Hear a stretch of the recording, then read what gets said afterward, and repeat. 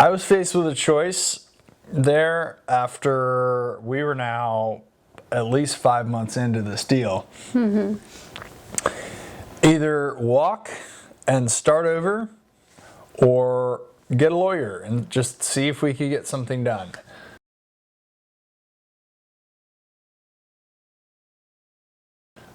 I asked one of my friends here in Chattanooga who he would recommend for legal advice, legal assistance. He gave me the name of a great lawyer. We started legal proceedings.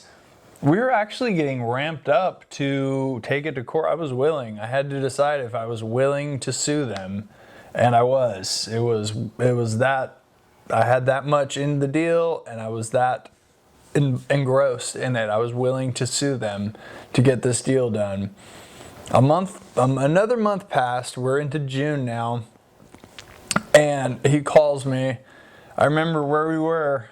We were in the parking lot, and he calls me and said they decided to settle. They're going to close. We're closing with cash tomorrow.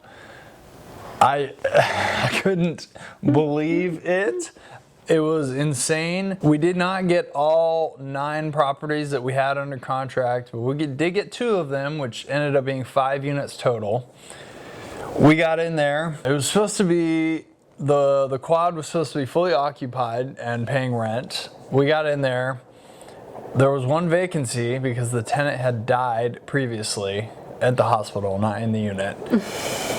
And one of the other tenants was not paying any rent, and she let me know that she was not going to be paying rent. So we learned how to evict someone within a month of taking ownership of property. We learned how badly that property had been treated. It had needed thousands of dollars worth of renovations and work and things. When we finally did get that tenant out, the one who was not going to pay rent, she destroyed the place, tore the walls up, flushed newspaper down the toilet, kicked the doors in. It needed a lot of work. The building she did some damage to the building. To the unit. To the building too, because she flushed newspaper down, and we had to do a lot of plumbing. Major plumbing issues. The single family house, the other one that we bought, it was vacant. It had a lot of rot and things. We didn't really get it inspected. We didn't really have a chance to, but we got a really good deal on it. So there was no way I was going to pass it up. All said and done, there was way more rot and way more work that went into it than we even accounted for ever. And we still stayed in budget. And we still stayed pretty close to our budget, regardless, even though all of that happened. What ended up happening with this whole portfolio? December, 6 months, actually almost to the day, 6 months after we closed on all 5 units, we refinanced the quad. It was fully leased, and we got the cash out refinance. We were able to pull $155,000 out of the quad, which paid off about 65% of the money back to the investors. Our house got finished in the last 2 months. It has been rented. Our new renters are loving the place. They're paying rent. We're able to rent it out for much higher than what it was rented for.